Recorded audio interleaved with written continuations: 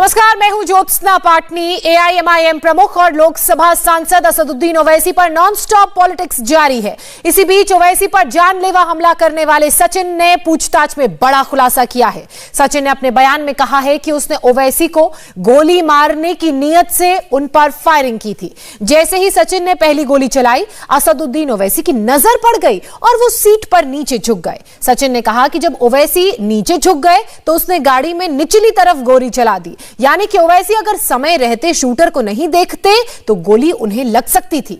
अपने कबूलनामे में सचिन ने कहा है कि उसने ओवैसी का जगह जगह पीछा किया। मेरठ में रैली के दौरान भी वो गोली चलाने वाले थे, लेकिन भीड़ ज्यादा होने की वजह से कामयाब नहीं हो पाए। सचिन ने पुलिस से पूछताछ में यह भी खुलासा किया है कि उसकी पिस्टल में 5 गोलियां थी। शूटर सचिन के कबूलनामे से यह बात साफ हो जाती है कि दोनों आरोपी असदुद्दीन ओवैसी पर जानलेवा हमला करने के इरादे से वहां पर आए थे, लेकिन सही वक्त पर ओवैसी की नजर शूटर्स पर पड़ गई और उनकी जान बच गई।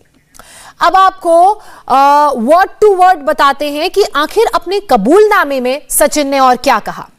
ज्यों ही असदुद्दीन ओवैसी की land rover discovery Chhijarsi toll पर शाम के वक्त गुजर रही थी, मैंने और शुभम ने एक राय होकर असदुद्दीन ओवैसी को मारने के लिए कार को टारगेट करके पिस्टल से गोली चलानी शुरू कर दी। मेरी पिस्टल की मैगजीन में 5 गोली भरी थी। मैंने जैसे ही पहली गोली चलाई तो असदुद्दीन ओवैसी ने मुझे गोली चलाते हुए देख लिया और अपनी जान बचाने के लिए कार में नीचे की ओर बैठ गए, झुक गए। तब मैंने उनकी गाड़ी पर नीचे की ओर गोली चलाई। मुझे यही उम्मीद थी कि असदुद्दीन ओवैसी को गोली लग गई होगी। तो ये वर्ड टू वर्ड स्टेटमेंट, कबूलनामा हम आपको सचिन का बता रहे हैं। अभय पराशर मेरे सहयोगी मेरे साथ इस वक्त लाइव जुड़े हुए हैं। अभय, ये एक बड़ा कबूलनामा सचिन की तरफ से सामने आया है। अब इसको विस्तार से देखें और इसके तमाम पहलुओं को समझें तो कोशिश तो जान से मारने की ही थी।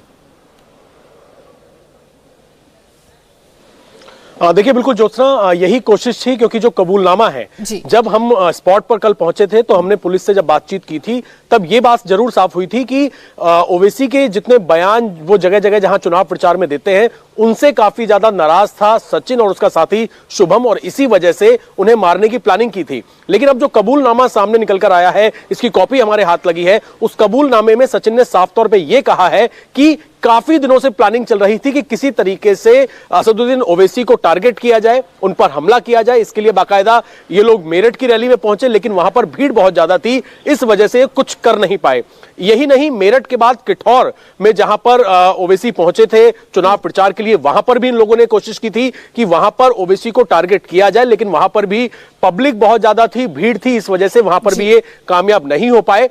फिर इन्हें जानकारी मिली कि शाम करीब 5 बजे के आसपास ये लोग डासना की तरफ से ओवैसी का काफिला जो है वो निकलेगा और ये अपनी गाड़ी में, डिस्कवरी गाड़ी में निकलेंगे। और ये भी कबूलनामे में लिखा हुआ है कि इन्हें ये लगा कि अगर अभी ये मौका नहीं मिला तो ये मौका पता नहीं फिर कब मिलेगा। इसी वजह से अपनी ऑल्टो कार जिसकी तस्वीरें भी हमारे पास है, ये ऑल्टो कार सचिन ने अपने दोस्त से ये कहकर ली थी कि उसे कहीं जाना है। उस ऑल्टो कार को बहुत स्पीड से चलाते हुए ये पहले ही उस टोल प्लाजा पर पहुंच गए थे, और जैसे ही ओवैसी की गाड़ी वहां पर आई, उस कबूलनामे में साफ तौर पर लिखा हुआ है कि इसने देखा कि ओवैसी गाड़ी में बैठे हुए हैं। इसने सीधा जब फायरिंग करने की कोशिश की तो ओवैसी की नजर सचिन पर पड़ गई और उन्होंने अपने आप को बचाने के लिए वो गाड़ी में नीचे की ओर झुक गए। उसके बाद इसने निचले हिस्से में, क्योंकि जो गाड़ी की तस्वीरें हैं जिसमें बुलेट लगी हुई है, वो गाड़ी के निचले हिस्से में 3 बुलेट लगी हुई हैं, और यही इसने कबूलनामे में कहा है, क्योंकि ओवैसी नीचे की तरफ झुक गए थे, इसीलिए इसने नीचे की तरफ गाड़ी पर फायरिंग की और इसे ये लग रहा था कि शायद ओवैसी नहीं बच पाए होंगे। और उसके बाद ये और शुभम अलग अलग डायरेक्शन में भागे। गोलियां होने का कबूलनामे में ये बात कही है, तो इसकी असदुद्दीन ओवैसी की गाड़ी में कितने राउंड फायरिंग की गई? क्या दोनों लोगों ने फायरिंग की? और क्या इन लोगों का कोई आपराधिक रिकॉर्ड भी है या फिर ये आम नागरिक हैं? देखिए, मैं आपको बिल्कुल बता दूं कि जो गाड़ी थी ओवैसी की गाड़ी में 3 राउंड फायरिंग हुई है, 3 बुलेट्स के निशान उनकी गाड़ी में पाए गए हैं, जिसकी जांच अभी एफएसएल कर रही है कि क्या 3 ही गोली लगी है, क्योंकि 3 गोली के तो निशान है, या कोई और कुछ और राउंड भी फायरिंग वहां पर हुई है। ये सारी चीजें अभी एफएसएल जांच कर रही है, उसके बाद ये चीजें साफ हो जाएंगी। 3 तो कंफर्म है कि 3 गोलियां उनकी गाड़ी पर लगी थी, जो कि सचिन की तरफ से चलाई गई थी। जहां तक इनके आपराधिक इनके इतिहास की बात है ज्योत्सना, तो जो सचिन है, जो कि ग्रेटर नोएडा के बादलपुर का रहने वाला है। पुलिस सूत्रों के मुताबिक एक 307 यानी कि हत्या की कोशिश का एक मामला उसके ऊपर पहले भी है और वो अपने आप को हिंदू नेता बताता है और अपनी बड़ी छवि हिंदू नेता के तौर पर वो बनाना चाहता था इस वजह से, और उसे क्योंकि ओवैसी के जो बयान जो भाषण होते थे उनसे भी उसे नफरत थी। जहां तक बात है शुभम की, मैं वापस आऊंगी, शुभम पर भी हम बात करेंगे। इसी बीच एक और खबर अभी हम बता दें, आप बने रहिए हमारे साथ। थोड़ी ही देर में असदुद्दीन ओवैसी फिर पश्चिमी उत्तर प्रदेश के मैदानी जंग में उतरने वाले हैं।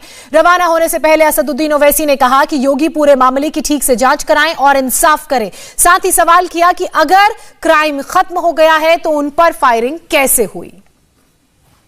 सर, योगी जी ने इंटरव्यू दिया है चैनल न्यूज़ 18 को, उसमें उन्होंने कहा है कि जो घटना हुई आपके साथ वो गलत है, लेकिन आपको भी अपनी जुबान पे थोड़ा वो लगाम करना चाहिए क्योंकि लोगों की भावनाएं आहत होती हैं। अब वो एक मुख्यमंत्री हैं, इस तरह अगर जस्टिफाई करेंगे एक सांसद के ऊपर जानलेवा हमले को, अगर हमने कुछ बात कही है तो आप बताइए क्या कहा है, मीडिया को बताइए। ये आप नहीं तय कर सकते ना, ये तो संविधान और कानून तय करेगा कि हमने, कोई अगर कहता है संविधान के दायरे में है तो सही है, आपको पसंद नहीं है, मुझे पसंद नहीं है, तो आप कैसे जस्टिफाई करेंगे। हम उनसे इतना ही कहेंगे कि आप इन्वेस्टिगेशन अच्छा कराइए। आप ही की सरकार में आपने NSA लगा दिया था उन लड़कों को जो फेसबुक पर एक क्रिकेट मैच के बारे में कुछ लिख दिए थे। आप ही की सरकार ने कई दिन तक लोगों को पुलिस कस्टडी में रखा। इस केस में भी आप इंसाफ करिए ताकि उत्तर प्रदेश और जनता को मालूम हो जाए कि आप इंडिपेंडेंट हैं। आपने बड़ी बड़ी बातें की थी कि क्राइम खत्म हो गया, आपने कहा था ना, अब ये क्या है। चौथी बात, हम बीजेपी पार्टी को और मोदी सरकार से ये कहना चाहेंगे, जो हमने कल पार्लियामेंट में कहा, कि आपको अभी वक्त है, समझिए कि ये रेडिकलाइज क्यों हो रहे हैं इस तरह के लोग। अगर आप होश के नाखून नहीं लेंगे तो याद रखिए लोकशाही में रूल ऑफ लॉ खत्म हो जाएगा और रूल बाय गन चलेगा। ये सरकार की जिम्मेदारी है। हमारी जान की कोई अहमियत और कीमत नहीं है, हम सब इस दुनिया से आए जाएंगे, मगर अगर ये रेडिकलाइजेशन बढ़ेगा जो फिर कम्युनलिज्म में और टेररिज्म में तब्दील हो सकता है, इस पर गौर कर लें। असदुद्दीन ओवैसी को आपने सुना। इसी बीच एक बार फिर आपको वर्ड टू वर्ड बताते हैं कि आखिर अपने कबूलनामे में सचिन ने क्या कहा। ज्यों ही असदुद्दीन ओवैसी की land rover discovery Chhijarsi toll पर शाम के वक्त गुजर रही थी, मैंने और शुभम ने एक राय होकर असदुद्दीन ओवैसी को मारने के लिए कार को टारगेट करके पिस्टल से गोली चलानी शुरू कर दी। मेरी पिस्टल की मैगजीन में 5 गोली भरी थी। मैंने जैसे ही पहली गोली चलाई तो असदुद्दीन ओवैसी ने मुझे गोली चलाते हुए देख लिया और अपनी जान बचाने के लिए कार में नीचे की ओर वो बैठ गए। तब मैंने उनकी गाड़ी पर नीचे की ओर गोली चलाई थी। मुझे यही उम्मीद थी कि असदुद्दीन ओवैसी को गोली लग गई होगी। इंडिया टीवी हर वक्त हर जगह डाउनलोड करने के लिए सर्च करें India TV news Google play store या ऐप स्टोर पर।